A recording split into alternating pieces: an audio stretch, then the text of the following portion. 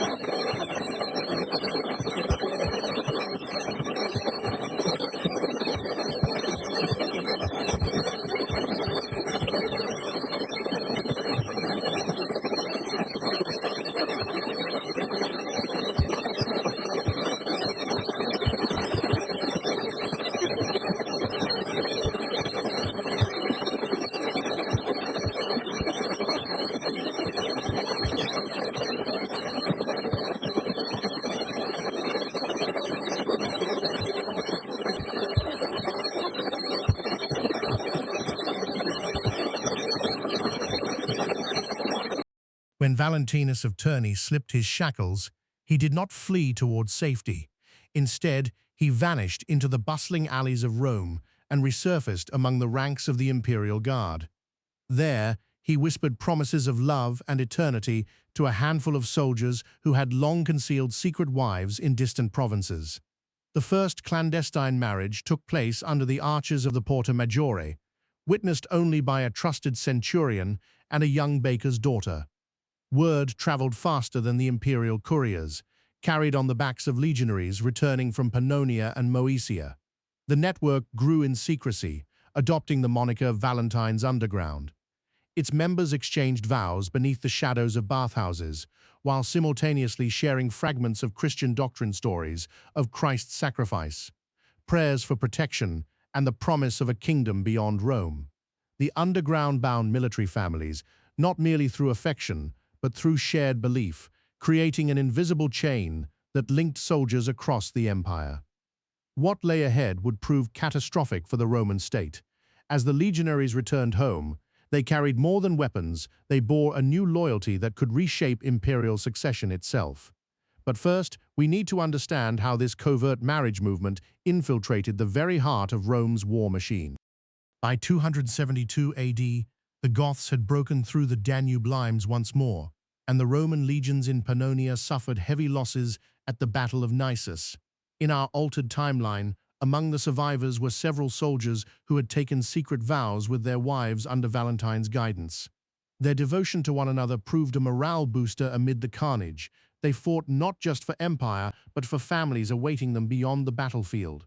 When Constantine, born in Nisus that same year, rose through the ranks of these veteran troops, he encountered a cohort of soldier priests who spoke of a god willing to protect Rome from barbarian onslaughts. Intrigued, the future emperor began attending covert gatherings held in the catacombs beneath the Forum. The presence of a charismatic, battle-hardened leader among them amplified the underground's reach. Soldiers from distant provinces now looked to Constantinople not only as a military hub, but also as a spiritual beacon. The imperial guard, once loyal solely to Claudius II, found its ranks split between traditional Roman piety and this emergent Christian camaraderie. The emperor sensed the shift. His edicts against marriage grew harsher, yet enforcement faltered as commanders, many of whom were now bound by secret vows, turned a blind eye. This tension set the stage for an unprecedented clash between state authority and a growing militarized church. By 280 AD, Valentine's underground had evolved from whispered weddings to organized chapels hidden within legionary forts along the Rhine and Danube. Bishoprics emerged not only in urban centers like Antioch or Alexandria, but also inside fortified camps where centurions doubled as clergy. The priest-soldier archetype became a symbol of unity, a man who could wield a gladius and bless a communion wafer with equal reverence. This militarized church accelerated the spread of Christianity far beyond what history recorded for the late 3rd century. While the Edict of Milan would not appear until 313 AD in our real timeline, here the faith enjoyed de facto protection within the legions themselves. Soldiers refused to obey orders that threatened their clandestine families. Mutinies erupted in Moesia when a commander attempted to dissolve the underground's marriage rites. The empire's response was swift but fragmented. Some provincial governors, fearing rebellion, tacitly accepted the new order, granting unofficial sanctuary to soldier priests. Others, loyal to the traditional Roman pantheon, launched purges that only served to martyr more believers and deepen their resolve. The result, a patchwork of territories where Christianity thrived behind military walls while imperial authority waned. The decisive moment arrived in 286 AD during the Battle of Verona, where Claudius II's successor, Emperor Probus, sought to crush the rebellious legions that had refused to march against the Juthungi. The Roman army, now split between Orthodox troops and those swearing allegiance to Valentine's creed, faced a critical choice. As the clash unfolded, a legion of soldier priests stepped forward, chanting hymns while forming a shield wall around their comrades. Their presence turned the tide. The Juthungi, unprepared for an enemy fighting with both steel and song, faltered. Probus's forces secured a surprising victory, but at a cost. The emperor realized that his power now depended on men whose loyalties were divided. He attempted to negotiate, offering amnesty in exchange for the dissolution of Valentine's marriages. The underground refused. What would happen next? Would the empire bend under this new religious military synthesis, or would it fracture entirely? The answer lies in the corridors of imperial succession, where a child born of soldier priests would soon claim the throne. In 293 AD, after years of political turmoil and shifting allegiances, the empire crowned a new ruler, Constantine, son of a veteran centurion who had married under Valentine's rites and a devout Christian mother. Unlike his historical counterpart, this Constantine wore both the imperial diadem and the simple woolen habit of a monk when he entered the Senate. His accession marked the first time a soldier priest sat upon Rome's highest seat. He immediately instituted reforms that recognized the legitimacy of military marriages, granting them legal status within provinces where the underground held sway. In exchange, he demanded unwavering loyalty from his legions, intertwining imperial authority with the church's growing influence. The Council of Nicaea, which in our real timeline convened in 325 AD to settle theological disputes, now took place under Constantine's dual banner as emperor and high priest. The debates were no longer purely doctrinal. They also addressed how a militarized clergy should engage in governance. The resulting creed emphasized obedience not only to God, but also to the state, a synthesis that would echo through centuries. By 350 AD, the Western Roman Empire bore little resemblance to the crumbling polity of 476 AD that history records. The integration of Christian doctrine within the military hierarchy forged a new social order.